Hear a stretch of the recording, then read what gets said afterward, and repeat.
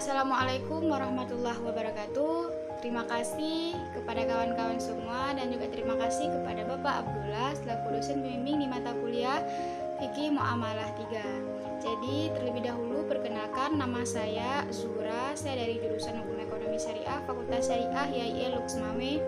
Jadi tujuan saya membuat video ini untuk memenuhi tugas di mata kuliah Fikih Muamalah 3. Jadi pembahasan yang akan saya sampaikan pada hari ini yaitu tentang wakalah. Jadi langsung saja saya akan menjelaskan apa itu wakalah.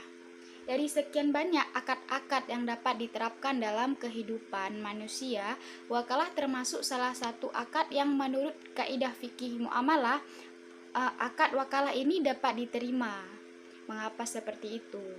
Karena itu sudah tercantum di dalam Al-Quran, seperti itu ya. Wakalah itu berarti juga perlindungan, pencukupan, tanggung jawab, pendelegasian. Itu ada istilah tersendiri yang diartikan juga dengan memberikan kuasa atau mewakilkan. Adapun pengertian-pengertian lain dari wakalah yaitu wakalah yang pertama, wakalah atau wikalah yang berarti penyerahan, pendelegasian atau pemberian mandat.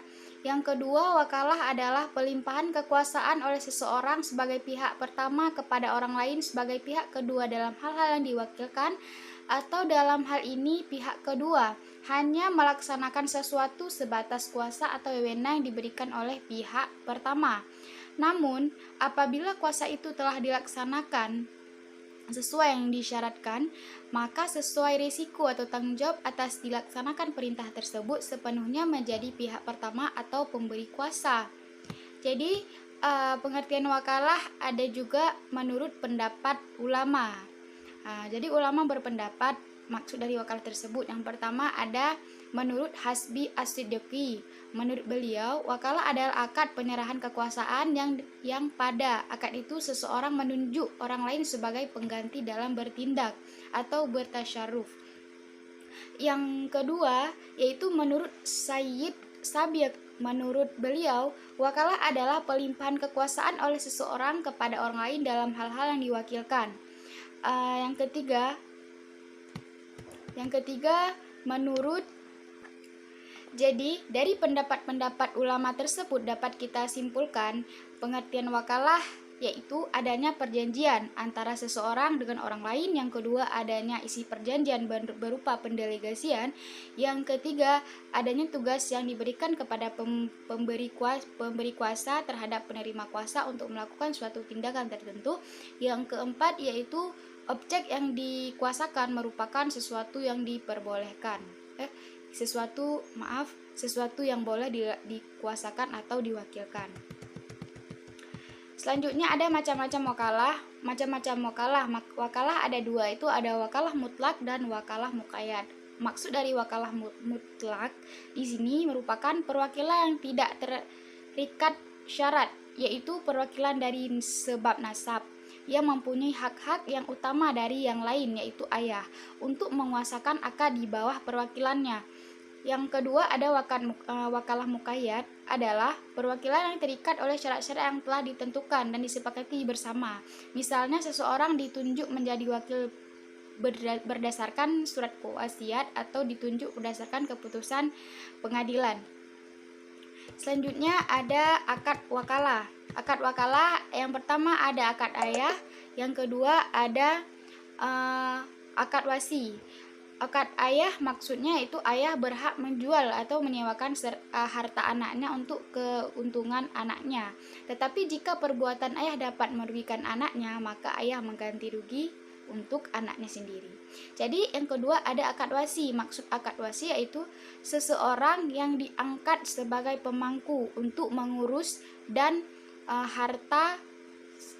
mengurus diri dan harta anak yang masih kecil. Selanjutnya ada dasar hukum wakalah. Ada dasar hukum wakalah yaitu seperti yang kita tahu dasar hukumnya yaitu Al-Quran, hadis dan juga ijma. Nah, itu. Kalau misalnya dalam Al-Quran wakalah ini terdapat dalam surat Yunus. dalam surat Yusuf, yang artinya jadikanlah aku bendaharawan negara, sesungguhnya aku adalah orang yang pandai menjaga dan berpengalaman. Kalau ijma, kalau menurut hadis berdasarkan hadis Bukhari Muslim. Yang ketiga ada ijma. Para ulama sepakat dengan ijma diperbolehkannya wakalah. Bahkan mereka cenderung mensunnahkannya dengan alasan bahwa hal tersebut termasuk jenis ta'awun atau tolong-menolong terhadap kebaikan. Jadi yang selanjutnya itu rukun wakalah. Rukun wakalah ada 4. Yang pertama ada wakil, penerima kuasa. Yang kedua ada muwakil, pihak yang meminta diwakilkan. 3 ada objek akad berupa jasa atau barang. Yang keempat ada ijab kabul atau serah terima. Kalau misalnya bila salah satu rukun ini tidak mencukupi atau tidak termasuk, maka wakalah tersebut tidak sah. Yang selanjutnya ada syarat wakalah. Syarat wakalah ada seorang wakil, ada seorang wakil, dan objek, serta ijab kabul, seperti yang tadi. Selanjutnya ada penggunaan akad wakalah dalam jasa perbankan. Jadi di sini wakalah itu bisa kita contohkan dalam proses transfer uang. Transfer uang ini merupakan proses yang menggunakan konsep akad wakalah, di mana prosesnya diwakalahi dengan adanya permintaan nasabah sebagai al-muwakil terhadap bank, dan bank sebagai al-wakil untuk melakukan perintah atau permintaan kepada bank untuk mentransfer sejumlah uang kepada rekening orang lain. Kemudian, bank mendebit rekening nasabah atau jika transfer dari rekening ke rekening. Dan proses terakhir yaitu bank mengkreditkan sejumlah dana kepada rekening tujuan. Itu salah satu penggunaan akad wakalah dalam jasa perbankan. Selanjutnya, berakhirnya wakalah. Adapun penyebab berakhirnya wakalah sebagai berikut. Yang pertama, bila salah satu pihak yang berakad wakalah gila, itu berarti wakalahnya berakhir. Yang kedua, bila maksud yang terkandung dalam akad wakalah sudah selesai pelaksanaannya atau dihentikan, berarti itu kalau misalnya itu sudah kalau misalnya pelaksanaannya itu terhenti, maka wakalah akan berakhir. Yang ketiga ada diputuskannya wakalah tersebut oleh salah satu pihak yang berwakalah, baik pihak pemberi kuasa atau pihak yang menerima kuasa. Yang kedua, hilangnya kekuasaan atau hak pemberi kuasa atau suatu objek yang dikuasakan.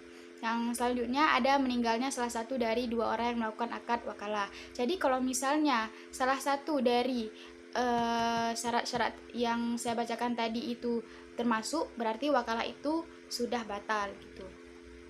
Sekian presentasi yang dapat saya sampaikan mengenai wakalah pada hari ini. Kalau misalnya ada kekurangan mohon dimaafkan. Kalau misalnya ada kata-kata yang saya ucapkan tadi tidak berkenan atau salah, jadi mohon dimaafkan. Selanjutnya, terima kasih. Assalamualaikum warahmatullahi wabarakatuh.